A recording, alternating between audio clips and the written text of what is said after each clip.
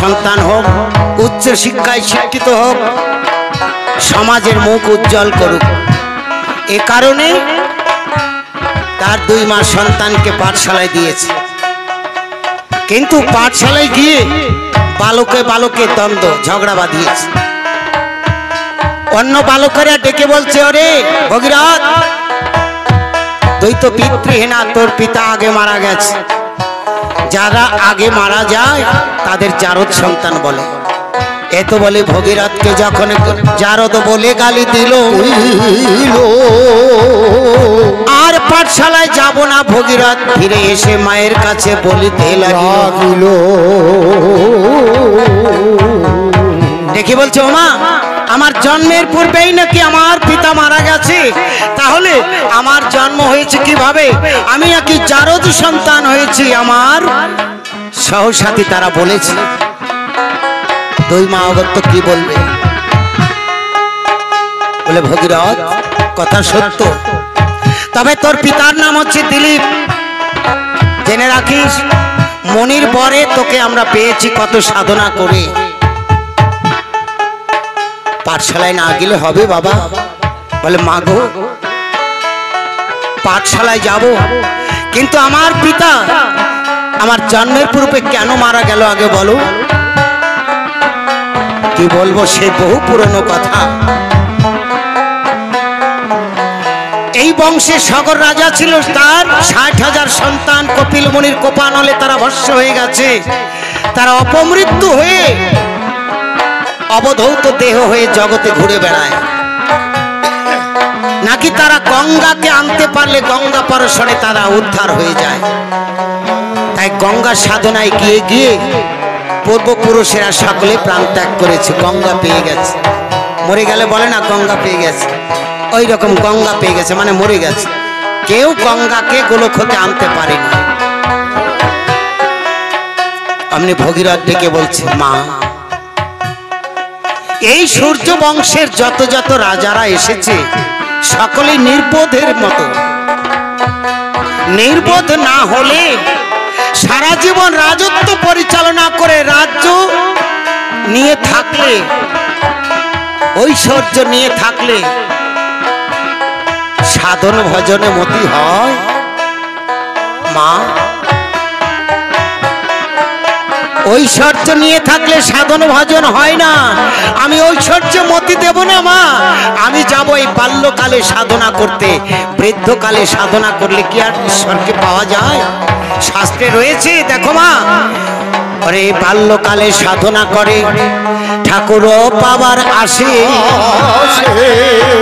আর যৌবন কালে সাধনা করে ঠাকুর আসে কি না আসে, আর বৃদ্ধ কালে সাধনা করে সবে ওই জমের করা আসে।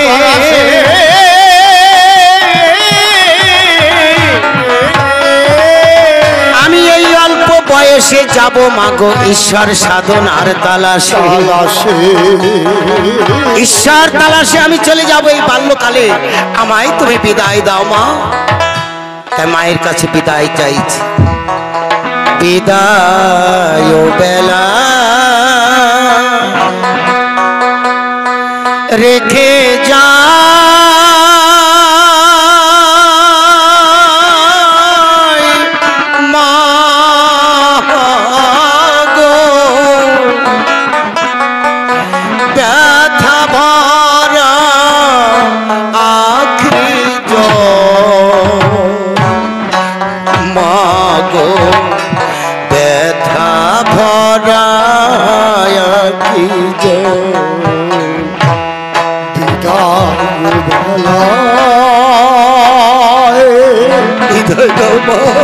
রেখে যাই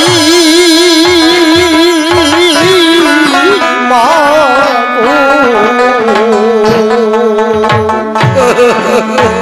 তোমার ব্যথা ভরা আখি, মা ব্যথা ভরা আখি।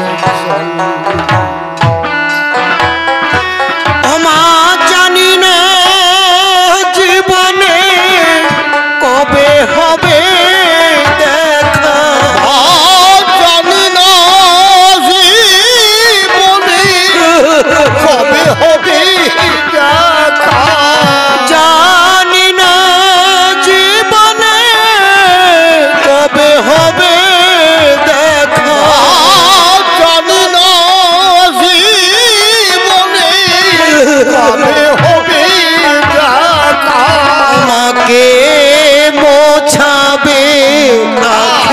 জল মাগো ব্যথা ভরা আঁখি জল বিদায় বেলা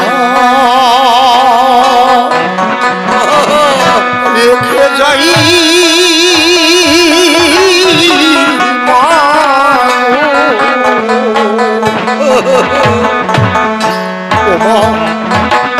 ব্যথা ভরা আঁখি ব্যথা ভরা আঁখি ওমা গর্ভে ধারণ করিলে দুগ্ধ পান করালে তোমার গুণের সীমা নাই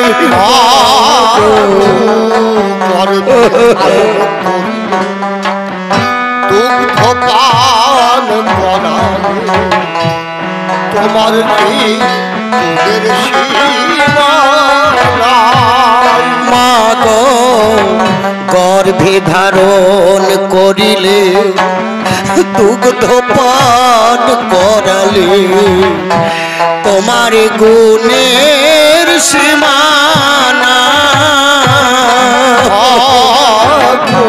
গর্ভে ধারণ করিলে দুগ্ধ পান করালে তোমার দুধের সীমা নাই।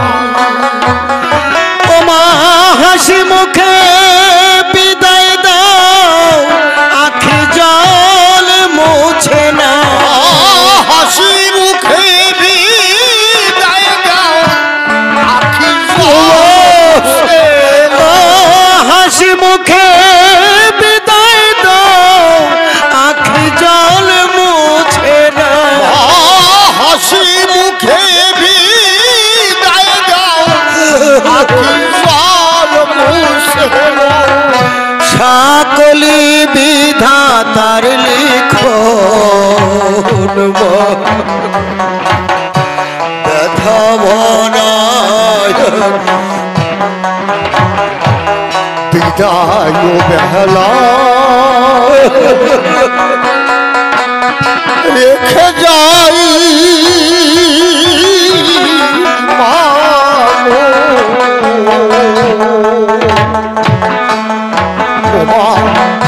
ব্যথা ভরা আখি জল মাগো ব্যথা ভরা আখি জল মা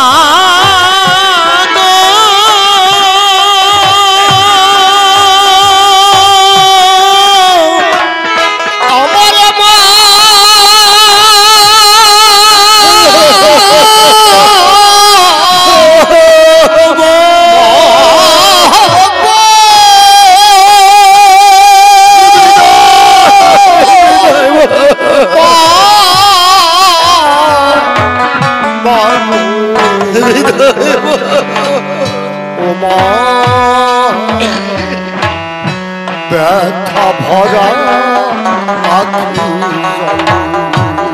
ধীরে ধীরে বিদায় নিয়ে ভগীরথ নর্মদার কূলে গিয়ে সাধনায় বসেছে। সাধনায় বসেছে কেমন ভাবে আজ শরীর বলি দিয়ে নৈবেদ্য সাজিয়ে আজ ভগীরথ ডাকছে, ও কৃপা করো হে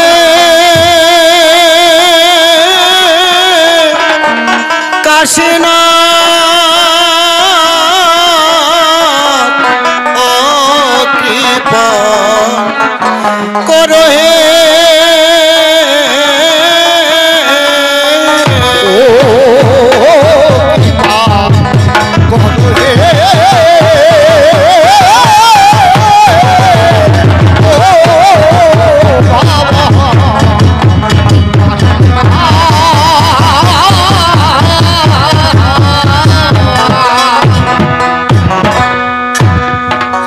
বনবাকে ভগীরথ তখন গো কাঁদিতে লাগিল বাবা কাশিলা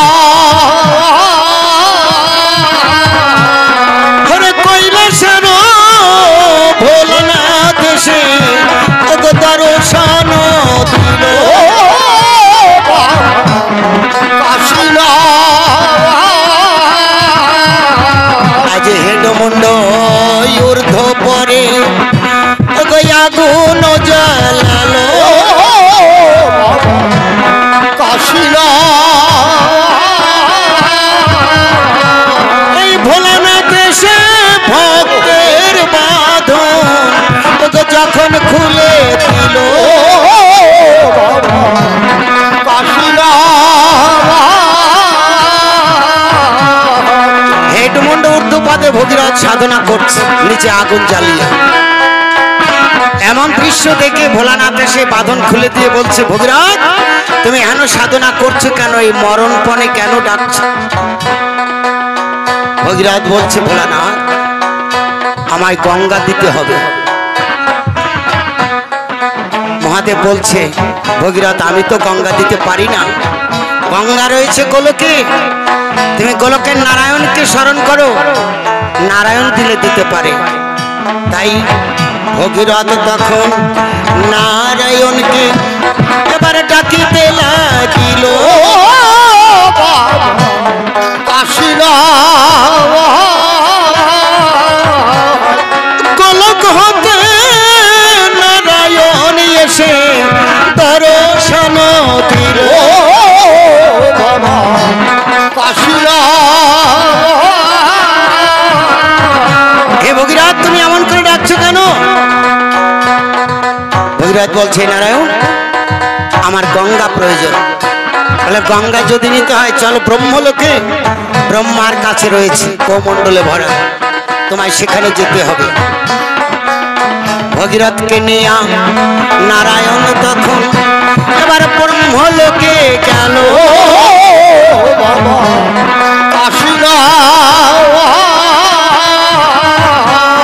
ওই ব্রহ্মলোকে ব্রহ্মার কাছে গো বলিতে লাগিল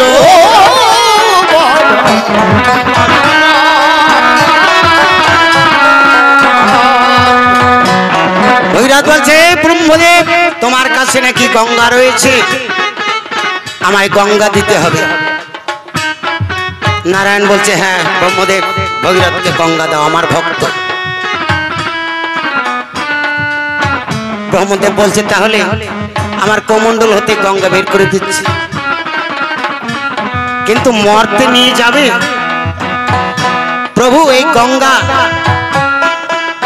বড় শুদ্ধ জিনিস, যত পাপ তাপ সকে মোচন হয়ে যায়, এই জন্য আমি যত্ন করে কমণ্ডলে রেখে দিয়েছি। এই গঙ্গা হে নারায়ণ তোমার অঙ্গ থেকে বহির্গত হয়েছে, তোমার অঙ্গ থেকে বেয়ে বেয়ে যখন বৃদ্ধ আঙ্গুল দিয়ে বেয়ে পড়েছে, আমি দেখেছি এই পবিত্র জিনিস আমি কমণ্ডলে রেখে দেব। কবে হয়েছে জানো? নারায়ণ বলছে, তাহলে তুমি বলো ব্রহ্মদেব কবে এই জল তুমি সংগ্রহ করেছ? বলে, নারায়ণ যেদিন এই গোলকে সকল দেবতা মিলে সঙ্গীতের আয়োজন হয়েছিল, গান বাজনার আসর বসেছিল, সেদিন মহাদেব তাকে বলা হয়েছিল তুমি গান ধরো। মহাদেব যখন পঞ্চমুখে গান ধরেছে, ওই পঞ্চমুখে ধ্বনি শুনে সকল দেবতাগণ দ্রবীভূত হয়েছে। নারায়ণ তুমিও দ্রবীভূত হয়েছিলে। দ্রবীভূত কাকে বলে? জ্ঞান শূন্য অবস্থায় হয়ে যায়, ভিক মেরে যায় যাকে বলে। ভিক মেরে গেছে যখন, গা ঘেমে গেছে, অস্থিরতা হয়ে গেছে, ওই গায়ের ঘাম বেরিয়ে বেরিয়ে যখন বুড়ো আঙুল দিয়ে পায়ের বেয়ে চলেছে, এই সুযোগে ব্রহ্মদেব গঙ্গাকে কমণ্ডলের মধ্যে রেখেছে। বলছে, প্রভু তোমার অঙ্গের এই গঙ্গা আজকে ভগীরথের নিকটে দিয়ে দিচ্ছি। যখনই বের করে দিয়েছে, ভগীরথ বলছে আমি তো এইভাবে গঙ্গাকে নিয়ে যাব না, কেননা অচেতন অবস্থায় থাকলে তা দিয়ে কোনো কাজ হয় না। দেখেন ঘুমন্ত মানুষ থাকা না থাকা সমান, তাই না? তাই ঘুমন্ত অবস্থা হবে না। হে ব্রহ্মদেব, গঙ্গা আমায় দেবে, তবে গঙ্গাকে জাগ্রত করে দিতে হবে। জাগ্রত কেমন বলে না, ওই যে বাড়িতে জাগ্রত ঠাকুর উঠেছে, জাগ্রত মন্দির আছে, জাগ্রত কালী আছে, এরকম আছে না বলে, এরকম জাগ্রত করে দিতে হবে গঙ্গাকে। তাই ব্রহ্মদেব মন্ত্র করে ওই জাগ্রত করিল কাশীরা জাগ্রত হইয়া গঙ্গা দেবী ভোগ প্রণাম করিল। কাশীরা গঙ্গা যখন সাকার হয়েছে, সাকার হয়ে প্রণাম করেছে পিতার চরণে, বলছে পিতা তোমার অঙ্গ হতে আমি সৃষ্টি হয়েছি, কিন্তু আমি তো নিরাকার রূপে ছিলাম, এখন তুমি আকার করলে কেন আমাকে? বলে আমি তোমায় মর্তে যাবার জন্য এই আমার ভক্ত ভগীরথকে নিয়ে এসেছি, এই ভক্তের সঙ্গে তুমি মর্তে গমন করবে। গঙ্গা নারায়ণের চরণে ধরে বললে পিতা, শুনেছি মর্তে সকল নরলোকে অনেক পাপ কর্ম করে, পাপি তাপি ঘিরে আছে, সেখানে গেলে যে আমিও পাপি হয়ে যাবে, চোরের দলে মিশলে চোর হয়ে যায়, তা আমি যে পাপির সঙ্গে মিশে আমি যে পাপি হয়ে যাব পিতা। বলে শোনো গঙ্গা, তুমি যাবে আর তোমার পরশে সকল পাপ তাপ ধুয়ে মুছে যাবে। বলে পিতা গো, সকলের পাপ যদি আমার অঙ্গে আসে, আমি পাপী হয়ে থাকবো, আমি উদ্ধার হব কেমন করে? অমনি নারায়ণ বলছে শোনো গঙ্গা, যদি কোনো ভাগ্যের ফলে কোন সাধুগুরু বৈষ্ণব গিয়ে স্নান করে ওই গঙ্গার জলে, তখন গঙ্গা পবিত্র হবে, ভাগবতে বলে। তাই তুমি যাও। বলে না পিতা, আমি তাতেও সন্তুষ্ট নই। বাবু বলো পিতা, তোমার চরণ পাবো কেমন করে? বলে আমি এই সত্য ছেড়ে ত্রেতা যুগে দশরথের ঘরে রাম রূপে অবতীর্ণ হব, মিথিলায় যাত্রা করব সীতা দেবীকে বিবাহ করবার জন্যে সরজ নদীর কুল দিয়ে। সেদিন যদি তুমি আমাকে চিনতে পারো, আমার চরণ জড়িয়ে ধরতে পারো, সেদিন তোমার মনোবাঞ্ছা পূর্ণ হবে, তোমার পাপ তাপ ধুয়ে যাবে। এই যে পায়ের পড়ার কারণ, এই যে পূর্বে যে কথা ছিল, এখন এটার উত্তর পাওয়া গেল। বলে ও বেশ, তাহলে আমি যাব ভগীরথের সঙ্গে। তাই গঙ্গা ভগীরথের সঙ্গে যাওয়ার জন্য সম্মতি হয়েছে। নারায়ণ বলছে আমি তাহলে শঙ্খ দিচ্ছি ভগীরথ, এই শঙ্খধ্বনি করতে করতে তুমি মর্তে নিয়ে যাবে। আর ব্রহ্মদেব বলছে আমি তাহলে রথখানি দেব, এই রথে বসে ভগীরথ যাবে। তাই নারায়ণ আর ব্রহ্মদেব তখন প্রদান করিল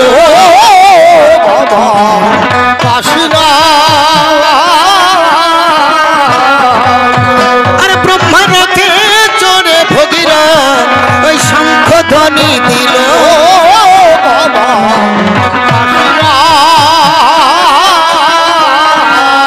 শঙ্খ ধ্বনি করিতে করিতে ভগীরথ ছুটিয়া চলিল।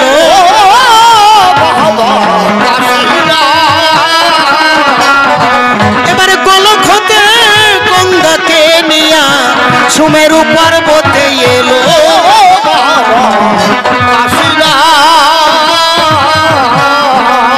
সুমেরু পর্বতের চূড়ায় আছে ধুত্রা ফুলের ন্যায়।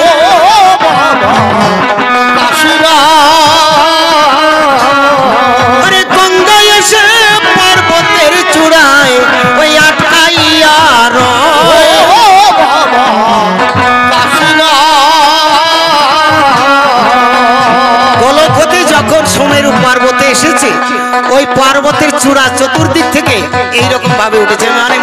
কবল হয়েছে, ধুতরা ফুলের মতো একটা কায়দা, ওর মধ্যে গিয়ে জল আটকে গেছে, ওর মধ্যে গুলু গুলু রবের শব্দ হচ্ছে। ভগীরথ দেখছে আর তো গঙ্গা বেরোতে পারছে না। গঙ্গা ভগীরথকে ডেকে বলছে, ভগীরথ শীঘ্র করে তুমি ইন্দ্রদেবের থেকে ওই রাবত নিয়ে এসো। মানে হাতি, হাতি যদি দন্ত দিয়ে পর্বতের গুহা চিরে দেয় তবে আমি পার হতে পারবো, বের হতে পারবো। তাই ভগীরথ গিয়ে যখন ওই রাবতের কাছে বলেছে, ওই রাবত মনে মনে ভাবছে গঙ্গা যা রূপবতী, যদি তার সঙ্গে করতে পারি রতি আমার জীবন ধন্য হবে। তাই ডেকে বলছে, বেশ আমি তোমার মাকে উদ্ধার করে দিতে পারবো, তবে যদি আমার কাছে থাকে এক রাতি। মায়ের হেন কুবাক্য শুনতে পারে ছেলে, দিয়ে মনক্ষুণ্ণ হয়ে বসে আছে। গঙ্গা দেবী বুঝতে পেরেছে কি যেন কি বলেছে। একবার পুরাকালে ভগীরথ আমাকে ওই রাবত আমাকে বিবাহ করবার জন্য প্রস্তাব দিয়েছিল, আমি সম্মতি হয়নি বলে অভিমান করেছে, সেই থেকে আজ বোঝায় তার কুবাসনা জেগেছে। বেশ ভগীরথ তুমি গিয়ে বলো ওই রাবতকে তারও মনোবাঞ্ছা আমি পূর্ণ করব। আমার একটি ঢেউ, আমার তিনটি ঢেউ যদি সইতে পারে ভাগ্য,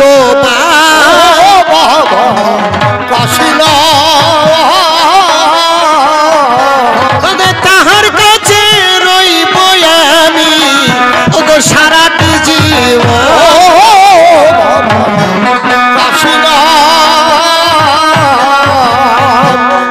মা গঙ্গা বলছে, ভগীরথ তুমি ওই রাবতকে গিয়ে বলো আমার ঢেউ যদি কেউ সইতে পারে, তিনটে ঢেউ যদি কেউ সইতে পারে তার কাছে আমি সারা জীবন থাকবো।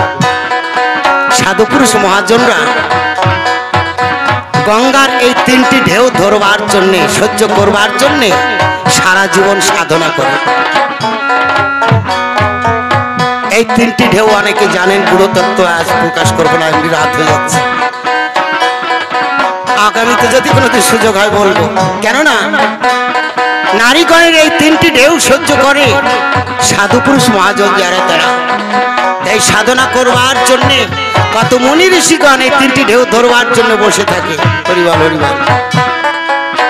তাই যখন বলেছে যা সারা জীবন থাকবো তিনটে ঢেউ সইতে পারলে, ওই রাবত মনে করে এমন আর কি হবে, পর্বতের গুহা ছিঁড়ে দেবো, আমি বেঁচে থাকবো, অসুবিধে নেই।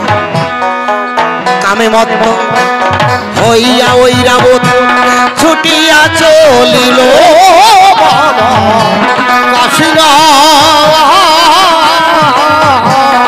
আর এই আনন্দ পেয়ে ভোগে ওই রাবত ছুটিয়া আসিল।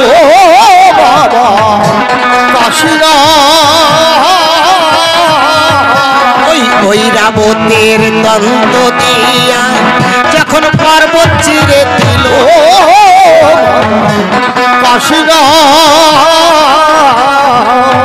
আরে প্রথম ঢেউ ওই রাবত তখন এই হাউডি খাই,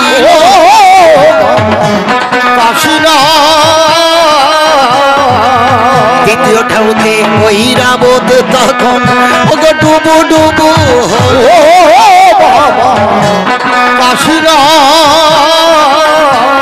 আরে তৃতীয় ঢেউতে রক্ষা কর মা গঙ্গা বলিতে লাগিল।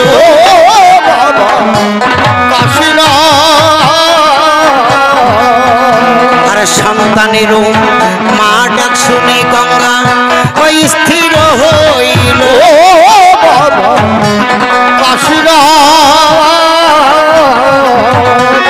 এবার সুমেরু পর্বত হতে গঙ্গা দেবী হিমালয়ে এলো।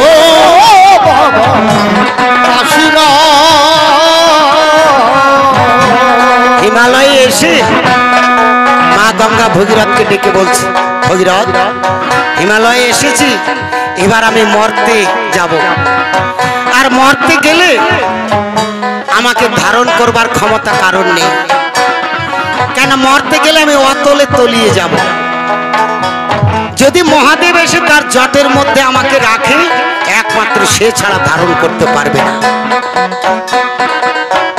তুমি ভোলানাথকে স্মরণ করো। তাই ভগীরথ ভোলানাথকে এবারে ডাকিতে লাগিল।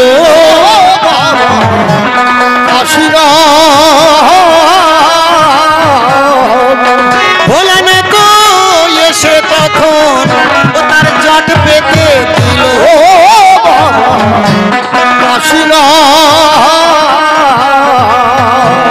হিমালয় হতে গঙ্গা দেবী ওই জটের মধ্যে এলো।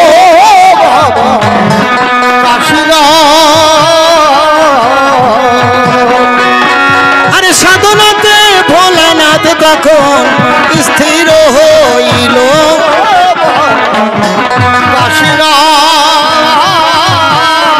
ভোলানাথের জটের মধ্যে আটকে আছে, গঙ্গার নিচে নামছে না। ভগীরথ আবার কান্না আরম্ভ করেছে। হায় হায়, এখন উপায়? ও ভোলানাথ, ও ভোলানাথ। আর ভোলানাথ সাড়া দিচ্ছে না, সাধনায় বসে গেছে। নারদ মুনি কোথায় ছিল? ভগীরথকে এসে বলতে লাগলো, ও ভগীরথ কাঁদো কেন? বলে আমি এত কষ্ট করে গোলক হতে গঙ্গাকে এই পর্যন্ত এনেছি, আর ভোলানাথ জটের মধ্যে আটকে রেখেছে, এখন আমার উপায় কি হবে? বলে শোনো, এর ঔষধ আমার কাছে আছে, আমি না আসা পর্যন্ত যাবে না, কেমন? আমি যাই ঔষধ নিয়ে আসি। নারদ মুনি কি করেছে? কৈলাসে যাত্রা করেছে, মা দুর্গার কাছে জানাবে। এদিকে কৈলাস থেকে মা দুর্গা এই নারদ মুনির একেবারে তাড়াই দিয়েছে, যারা বলে খেদাই দিয়েছে, বলে না খেদাই দিয়েছে, একেবারে এরকম তাড়াই দিয়েছে। কেন? ওই যে নারদ মুনি হক নক কথা বলে, আবার শিব পার্বতীর মধ্যে ঘন ঘন ঝগড়া বাঁধাই দেয়। তাই ওই কারণে মা দুর্গা রাগ করে একেবারে নারদ মুনির খবরদার ওই কৈলাস মুখে আর আসবে না, নারদ আর যায় না। কিন্তু নারদ মুনি আসলে খারাপ না, ভক্তকে উদ্ধার করবার জন্য সব সময় ব্যস্ত থাকে। তাই নারদ মুনি আজকে বিনা বাজাতে বাজে যাত্রা করছে। বিনা বাজায় নারদ মুনি তখন এই করিল গাম।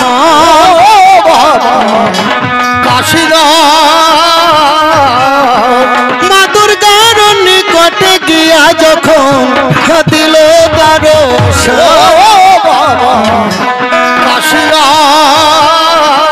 বিনা বাজনা শুনে মা দুর্গা মনে ভাবছে এই তো নারদের বিনা বাজাচ্ছে, হ্যাঁ আবার নারদ মুনি আসে নাকি? ঘরের দরজায় উনি তৈরি হয়ে আছে, নারদ যদি আসে আজকেও আবার ঝাঁটা পিঠে করে দেবো একেবারে।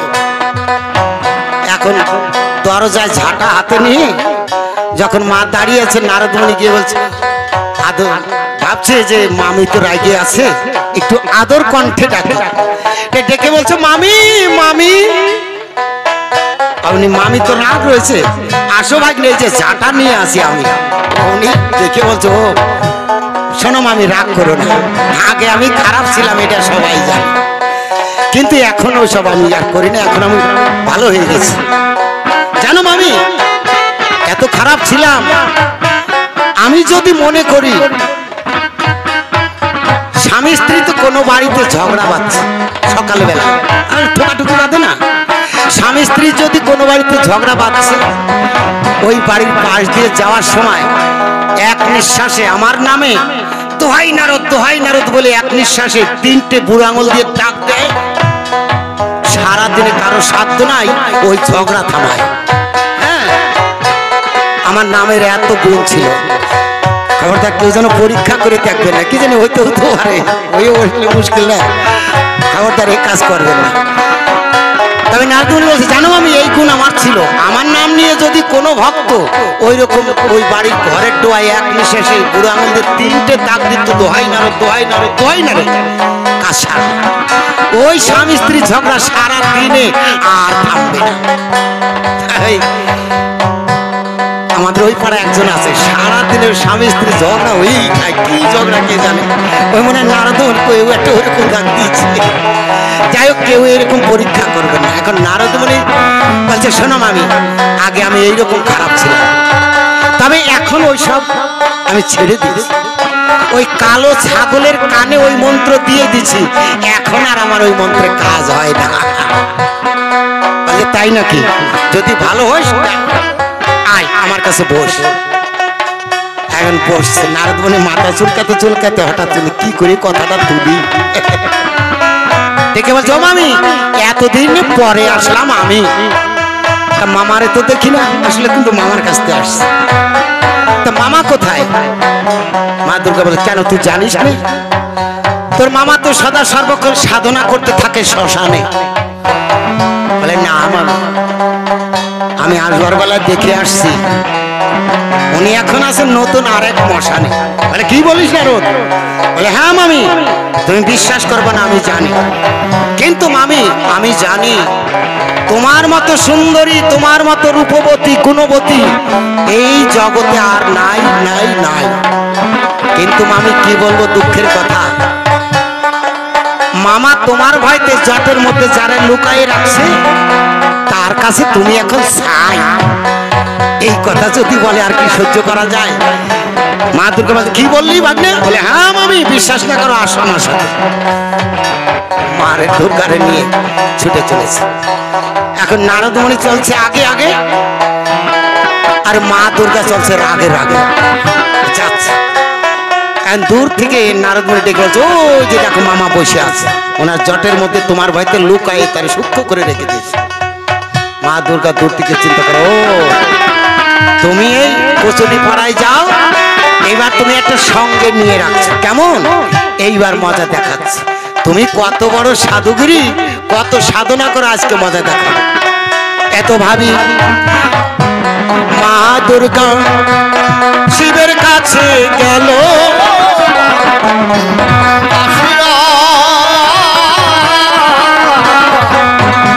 ভোলানাথ ভোলানাথ বলে ডাকিতে লাগিল।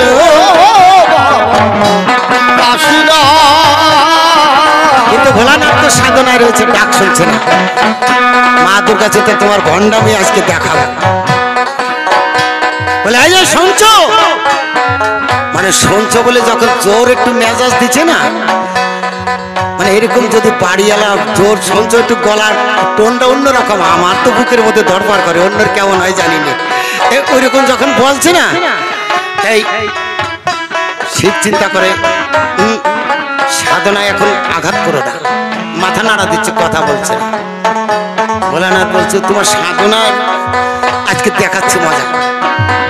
মজা দেখাবার জন্য ক্রোধ ভরে মা দুর্গা তখন জট ধরে টান দিল।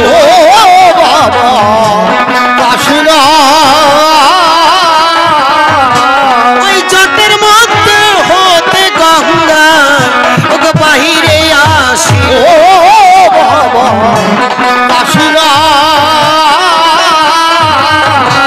এবার শিব দুর্গাকে পেয়ে গঙ্গা যখন প্রণাম করিল,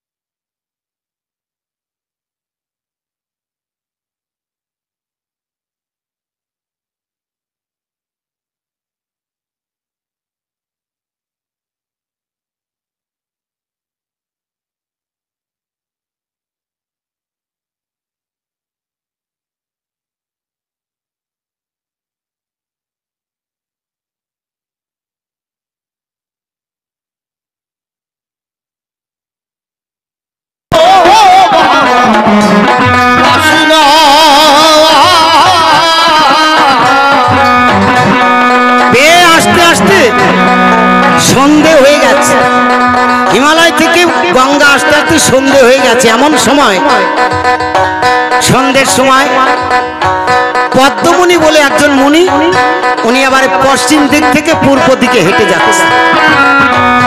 ওই মুনির একটা গতি ছিল, সকাল হলে সূর্য উঠতো, উনিও পূর্ব দিকে হাঁটতেন, সূর্য ডুবে যেত আবার পূর্ব দিকে। এই ছিল ওনার গতি। আজকে গঙ্গা আসতে সন্ধে হয়ে গেছে, ভগীরথকে ভালো দেখা যাচ্ছে না, আগে আগে যাচ্ছে তো, আর ওই পদ্মমুনি হেঁটে যাচ্ছে, ওই পদ্মের পিছনে পিছনে গঙ্গা ছুটে চলেছে। সারা রাত গেছে, হঠাৎ করে আবার সূর্য উঠেছে, সকাল হয়ে গেছে, পদ্মমণি আবার ফিরে পশ্চিম দিকে যাবে। এখন গঙ্গা ডেকে বলছে, কি ভগীরথ, তুমি আবার ফিরলে কেন? তোমার বংশ উদ্ধার করতে যেতে হবে না? পদ্মমণি বলছে, আমি পদ্মমণি, আমি তো ভগীরথ না। এখন গঙ্গা বলছে, তাহলে ভগীরথকে হারালাম কোথায়? ভগীরথ থেকে ফারাক হয়ে গেলাম কোথায় গিয়ে? ভগীরথ আমায় ছেড়ে গেল কোথা থেকে? ফারাক হলো কোথায়? ফারাকের কারণে ফারাক্কা নাম। ভগীরথ ফারাক্কা থেকে ফারাক হয়ে গিয়েছিল, এই কারণে ফারাক্কা। যখন আসছে ফারাক্কায়, যখন পৌঁছাচ্ছে, এমন সময় যখন ভেঙে নিয়ে আসছে, ভেসে আসছে গঙ্গা, ওখানে মালদের বসতি ছিল, মালো জাতি জেলে। যখন ভেঙে নিয়ে যায়, তখন ওই জমি জমা যখন ভেঙে যায়, গঙ্গা ভেঙে গেলে জমি নষ্ট হয় না, ওই মালোরা গঙ্গাকে আটকে ধরেছে, এ গঙ্গা দেবী তুমি এখান দিয়ে যেতে পারবে না, আমাদের জমি জমা ভেঙে গেলে আমাদের গতি হবে কি, আমরা কি করে খাবো? গঙ্গা দেবী বললে, এই জমি ভেঙে গেলে গঙ্গা হবে, গঙ্গায় যত মৎস্য উৎপাদন হবে তখন এই মাছ ধরে কিনে বেঁচে খাবে। সেই থেকে মালোরা ওই মাছ ধরে কিনে বেঁচে খায়। আর সে যেখানে আটকে ছিল জায়গাটার নাম হয়েছে মালদা, মালদের কারণে মালদা নাম হয়েছে সেখানে। এবার গঙ্গা আর ভগীরথ যেখান থেকে ফারাক হয়েছিল, এই জায়গাটার নাম ফারাক্কা হলো। এইবার বাকি যতখানি দক্ষিণে আসতে লাগলো, ভগীরথ নিয়ে আসলো বলে ভাগীরথী হয়ে আসলো, একই নদী। দেখো ওদিকে থাকলো গঙ্গা, ওখানে এসে হলো জাহ্নবী গঙ্গা। ওইদিকে পূর্ব দিকে যেটা গেল পদ্মমণির নাম অনুসারে, ওটা থাকলো পদ্মা। আবার এই ফারাক্কা থেকে এদিকে আসলো যতক্ষণ, ভাগীরথীর নাম হলো, ভগীরথের নাম অনুসারে ভাগীরথী। তাই ফারাক্কা হতে গঙ্গা যখন ওই দক্ষিণে ছুটিল,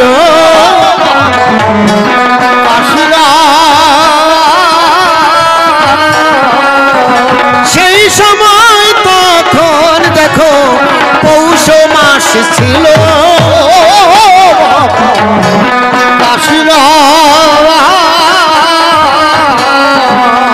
দক্ষিণ দেশে ছুটে এসেছে, একেবারে দক্ষিণে চলে এসেছে।